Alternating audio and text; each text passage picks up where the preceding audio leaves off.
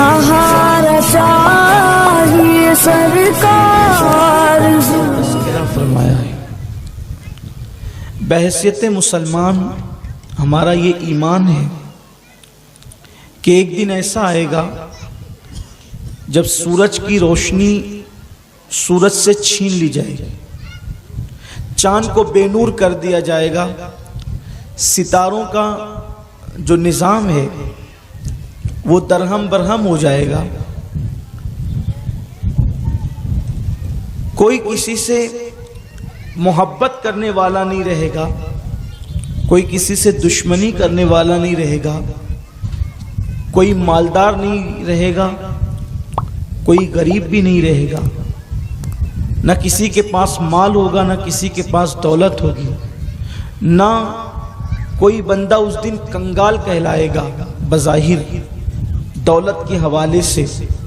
वहाँ रिश्ते खून के एक दूसरे के साथ टूट रहे होंगे। माँ बेटे को न पहचानेगी, बेटा अपनी माँ को पहचानने से इनकार कर देगा, भाई भाई का नहीं होगा। इस तरीके से हर इंसान अपने में होगा। इंसान तो इंसान है। फरिश्तों की ज़बान पर भी उस वक्त नफ्सी नफ्सी की सदाएं होगी। फरिश्ते भी उस वक्त अल्लाह की हैबत से कांपते होंगे। उस वक्त अल्लाह तबारक व तआला इरशाद फरमाता है कि जिस वक्त ये कैफियत होगी तो अल्लाह तबारक व तआला की जो ज़मीन है, ज़मीन के ऊपर इंसान ने जो अमाल किया है, यौमइज़िन तुहद्दिस व अख़बारहा, कि ज़मीन उसकी खबर देगी कि इंसान ने रात की तारीकी में ज़मीन के ऊपर सजदा किया था या ज़मीन के ऊपर गुनाह किया था, ज़मीन के ऊपर उसने अल्लाह की इबादत की थी या अल्लाह तबारक व तआला की नाफरमानी की थी, ज़मीन के ऊपर उसने अल्लाह तबारक व तआला की खशियत से आंसू बहाए थे या बेबाकी करके अल्लाह को नाराज़ किया था, अल्लाह को गज़बनाक किया था। उस वक्त ज़मीन खबर देगी। इंसान ज़मीन की उस खबर को देख करके कहेगा इस ज़मीन को क्या हो गया है कि ये इंसान के आमाल के हवाले से खबर दे रही है। आप मुझे बताएं कि अगर खबर देने के लिए किसी इंसान को मुतय्यन किया जाए तो इंसान सच भी बोल सकता है, इंसान झूठ भी बोल सकता है। और फिर बात यह है कि हर इंसान दूसरे इंसान के साथ हमेशा नहीं रहता। मिसाल के तौर पर किसी की कितनी ही दोस्ती हो, किसी की कितनी ही कुर्बत हो, लेकिन दो दोस्त 24 घंटे में कभी न कभी तो जुदा होते हैं, कहीं न कहीं तो जुदा होते हैं, वो एक साथ नहीं रहते। लेकिन अल्लाह अकबर, इंसान कहीं भी हो वो जमीन के ऊपर ही तो होता है।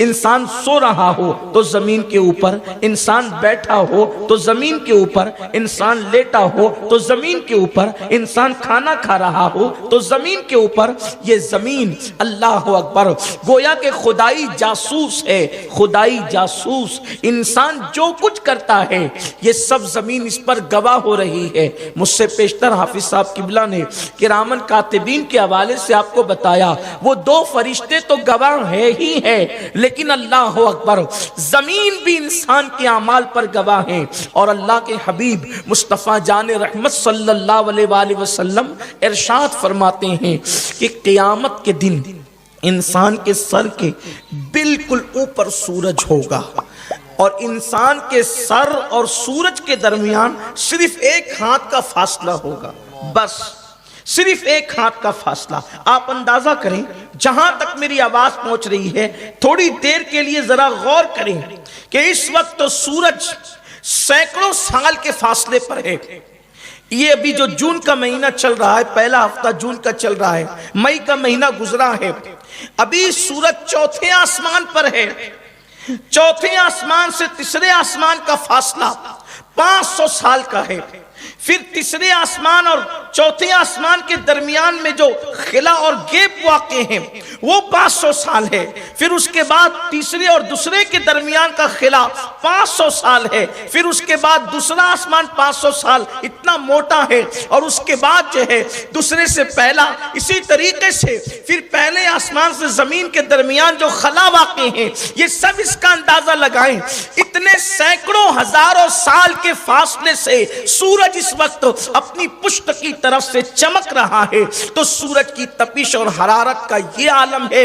اس دن جب آسمانوں پر سورج نہیں ہوگا، اس دن جب آسمانوں کے فاصلے نہیں ہوں گے، اس دن جب سینکڑوں ہزاروں سال کے فاصلے نہیں ہوں گے، انسان کے سر اور سورج کے درمیان صرف ایک ہاتھ کا فاصلہ ہوگا، اور وہ بھی سورج آج اپنی پیٹھ کی طرف سے چمکتا ہے، اس دن سورج اپنے چہرے کی طرف سے چمکے گا.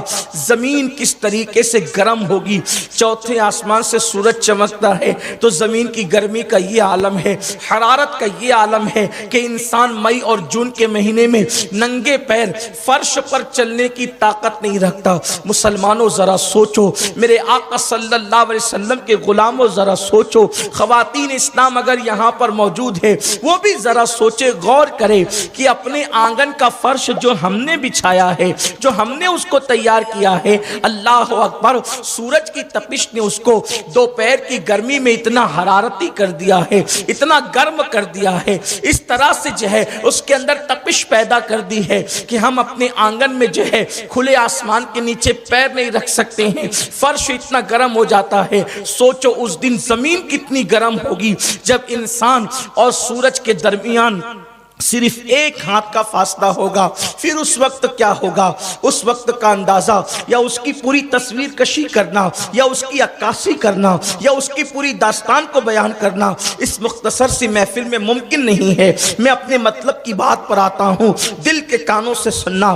یاد رکھنا یہ کوئی کہانی نہیں ہے کہ اس کو آپ نظر انداز کر سکیں، یہ کوئی قصہ نہیں ہے کہ یہ کسی قصہ گو کی اللہ اکبر انسان کی ذہانت ہو، لیکن اللہ یہ اس غیب دا نبی نے بیان فرمایا ہے کہ اللہ اکبر جو زمین پر بیٹھ کر لوح محفوظ پر نگاہ رکھتے تھے، جن کو اللہ نے عالم ما کان و ما یکون بنایا تھا، اللہ رب العزت نے ان کو گزرے ہوئے اور آئندہ حالات کے پر جو ہے وہ اطلاع عطا فرمائی تھی. اللہ اکبر، میرے اور آپ کے آقا مصطفیٰ جان رحمت صلی اللہ علیہ وآلہ وسلم نے ہم کو آنے والے حالات پہلے سے اس لیے بتا دیے تاکہ ہم وہ کام نہ کریں، ان گناہوں سے اپنے آپ کو بچائیں، تباہی اور بربادی سے اپنے آپ کو بچائیں. ذرا سوچو، غور کرو، آج اللہ اکبر اگر لائٹ چلی جا رہی ہے، پاور بند ہو جا رہی ہے تو اپنے گھر میں بیٹھنا مشکل ہوتا ہے. اس وقت جب سورج سر پر ہوگا انسان کی کیفیت کیا ہوگی؟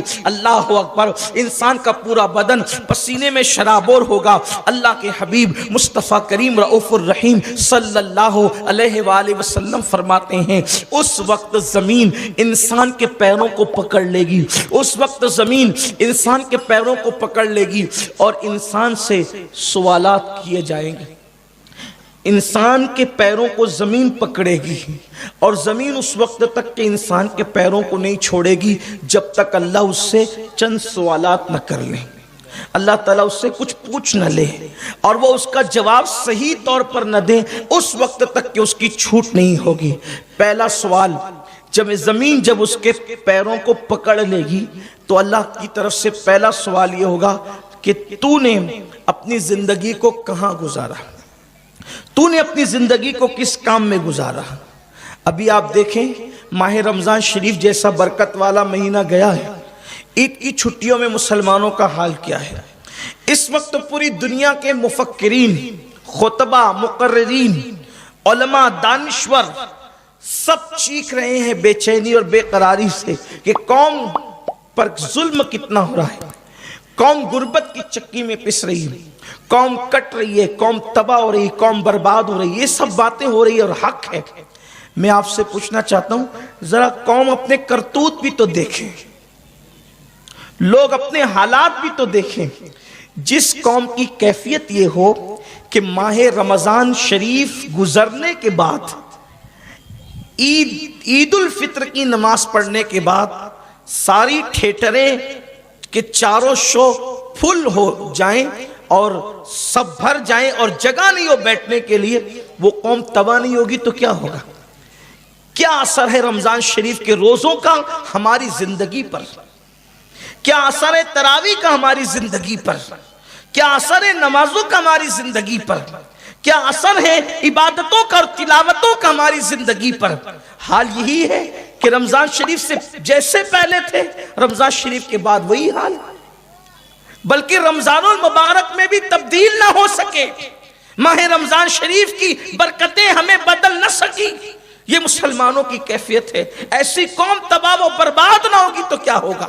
میرے پیارے آقا صلی اللہ علیہ وسلم کے پیارے دیوانوں، اللہ کے حبیب غیب داں نبی صلی اللہ علیہ وآلہ وسلم نے فرمایا تم سے پوچھا جائے گا تم نے اپنی زندگی کو کہاں گزارا؟ مسلمانوں ذرا اس دن کا غور کرو، تصور کرو، جبریل امین جیسا فرشتہ خدا کی ہیبت سے کانپتا ہوگا، حضرت آدم نفسی نفسی کرتے ہوں گے، حضرت نوح نفسی نفسی کرتے ہوں گے، انبیاء کی زبان پہ میرے آقا کے سوا سب کی زبان پہ نفسی نفسی ہوگا۔ اس وقت قدرت کہے گی اپنی زندگی کو تو نے کہاں گزارا؟ بتاؤ اپنی زبانوں میں یہ طاقت کہاں سے لاؤ گے؟ یہ کہنے کے لیے زبان میں طاقت کہاں سے لاؤ گے کہ ہم عید کے دن بھی فلم خانوں میں بیٹھتے تھے،